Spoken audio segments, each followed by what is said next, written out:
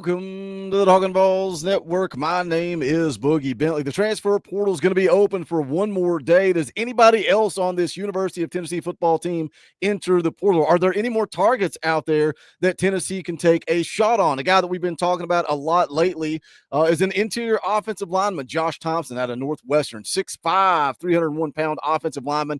Played a lot of football there, right? We've talked about him a lot over the course of the last week. Played in 31 games, started in 21 of those. When you look at this offensive line, we knew going in we needed help on the interior. Well, we got the commitment from Wendell Moy Jr. from Arizona. We're going to be breaking down his film with Coach Jay coming up soon. But we were looking to add another interior offensive lineman in Josh Thompson.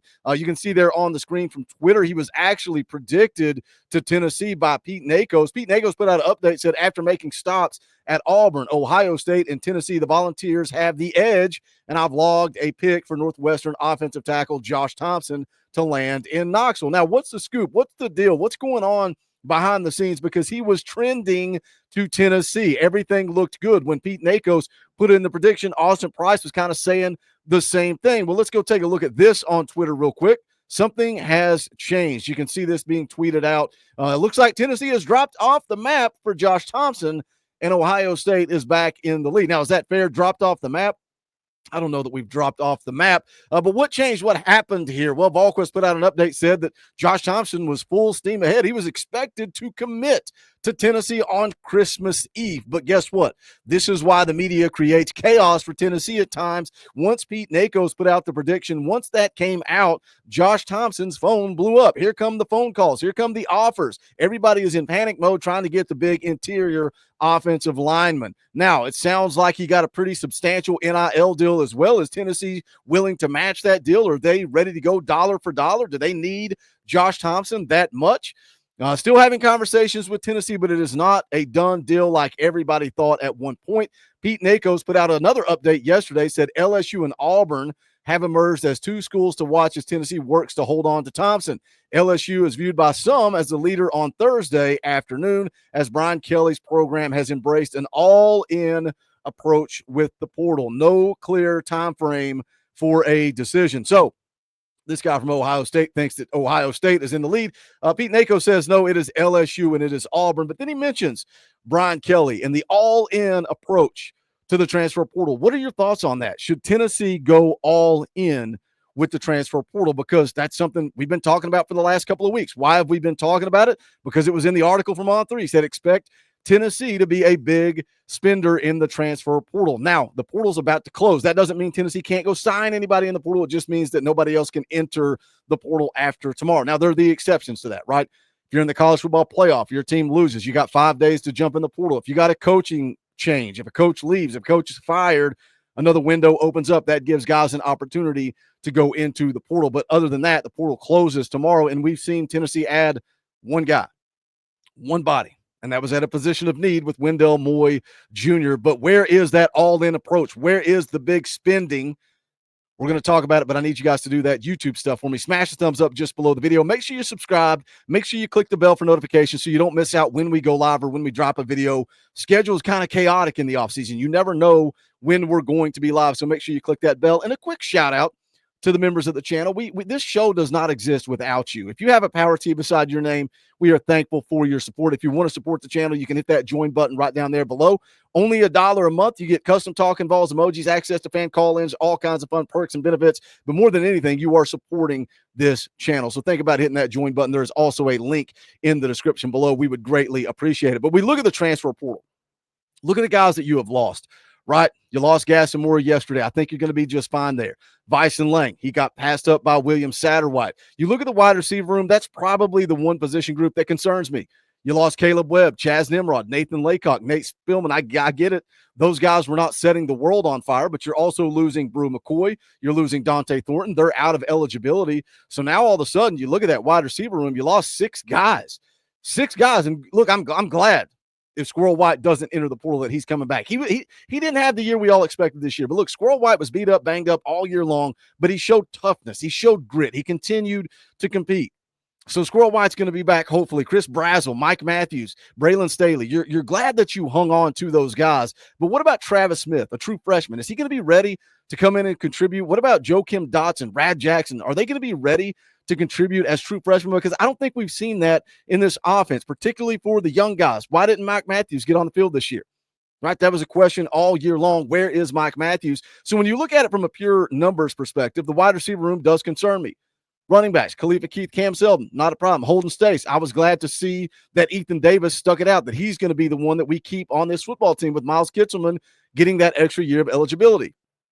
Jalen Smith at linebacker, Jordan Matthews, Christian Harrison in the defensive backfield, Jason Jenkins on the defensive line. I think he could have been a dude. I think he could have been a player. VolQuest put out an update this morning, said Tennessee is evaluating wide receivers. They're evaluating running backs. But when we talk about money, we talk about the big spenders.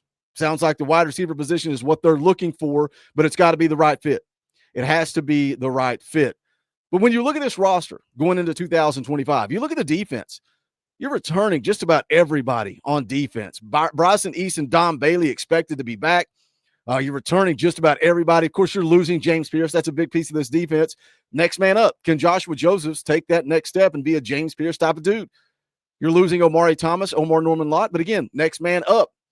Jackson Moy, David Hobbs. You got Bryson Easton expected to return. Jamal Wallace. Are those guys ready to take that next step? I'm never going to be concerned. Never going to be concerned about the defensive line as long as Rodney Garner is coaching at Tennessee. So when you look at the defense and say what you want about Tim Banks. Obviously, the Ohio State game ended on a sour note, but you look at where Tim Banks has taken this defense. You went from 90th in the country in scoring defense in 2021, improved that to 36 in 22, 23rd in 2023. This year, you gave up less than 14 points per game. You were tied for 4th in the country in scoring defense. You were 4th in the country in total defense, 8th in the country in rushing defense, 17th in the country in passing defense. I think those are pretty good numbers. And I get it. You can spin it. You can form whatever narrative you want. Talk about the schedule. Talk about the offensive teams that we played against. Those are still pretty good numbers by Tim Banks. So you're returning most of that defense. Let's buckle up and let's go play football, boys. But you flip over to offense. Where are your concerns? We know Tennessee is targeting the interior of the offensive line. The offensive line is kind of like the wide receiver room for me. I think the starting five has a chance to be pretty good. Lance Hurd, if Andres Carrot gets the waiver, William Satterwhite steps in at center. Do you get a guard? Does Wendell Moy Jr. end up at right guard? Do you get Thompson? Does he end up at right guard? David Sanders, right tackle as a true freshman. Where I get concerned is the depth, right? Because you look at Bison Lang being the only guy to enter the portal, but you're losing Coop, you're losing Spraggs, you're losing Campbell, you're losing Jackson Lampley, Dane Davis. And I get it, Lampley and Davis, they weren't starters, but they played a lot of football and they were in the rotation.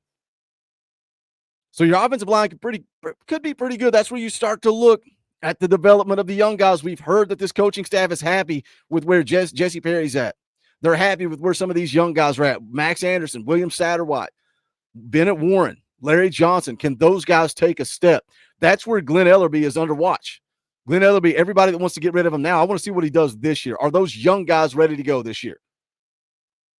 Of course, quarterback, you got Nico coming back. Running back, does Dylan Sampson, is there something that Spire Sports Group can put on the table to get Dylan Sampson back to Knoxville? If not, you're rolling with Deshaun Bishop, Peyton Lewis, and some freshmen. So I think when you look at this roster for 2025, I think maybe this coaching staff likes what they have. And I get it. The Ohio State game is so fresh on everybody's mind. All of a sudden, we're terrible. We're a horrible football team. We're still a football team that went 10-2 and made it to the college football playoff. Talk about schedule, talk about this, that, and whatever. We're 10-2. We made it to the college football playoff. We knew what the schedule was going into the season. But are you concerned? Are you in panic mode because we've not added anybody in the portal, but we've lost 12 scholarship players at the time of this recording? Could there be more? Possibly. We're waiting on that big money spender. Where would you spend it? Is the panic setting in? But the point of the videos, hit it at the top. Josh Thompson seems to be trending away, but Tennessee is still having conversations. We will see what happens. We'll continue to keep you guys up to date with what's going on in the portal. Does anybody enter today or tomorrow? You'll find out right here on the Talkin VAWLS Network. We appreciate you guys tuning in. Smash that thumbs up on the way out the door. We would greatly appreciate it. Go check out the Talkin VAWLS merch, bonfire.com/store/Talkin VAWLS. Also think about supporting by joining the channel. Hit that join button, or there is a link in the description below. But that is going to do it for this one. This is the Talkin VAWLS Network. My name is Boogie Bentley. Go Big Orange.